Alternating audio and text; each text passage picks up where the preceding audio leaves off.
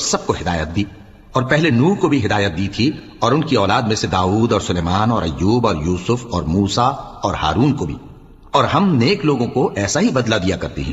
اور زکریا اور یحییٰ اور عیسیٰ اور الیاس کو بھی، یہ سب نیکوکار تھے، اور اسماعیل اور الیسع اور یونس اور لوط کو بھی، اور ان سب کو دنیا جہاں کے لوگوں پر فضیلت بخشی تھی، اور بعض کو ان کے باپ دادوں اور اولاد اور بھائیوں میں سے بھی، اور ان کو برگزیدہ بھی کیا تھا اور سیدھا رستہ بھی دکھایا تھا۔ یہ اللہ کی ہدایت ہے، اس پر اپنے بندوں میں سے جسے چاہے چلائے۔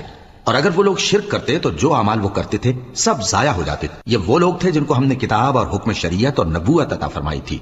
اگر یہ کفار ان باتوں سے انکار کریں تو ہم نے ان پر ایمان لانے کے لیے ایسے لوگ مقرر کر دیے ہیں کہ وہ ان سے کبھی انکار کرنے والے نہیں۔ یہ وہ لوگ ہیں جن کو اللہ نے ہدایت دی تھی، تو تم انہی کی ہدایت کی پیروی کرو۔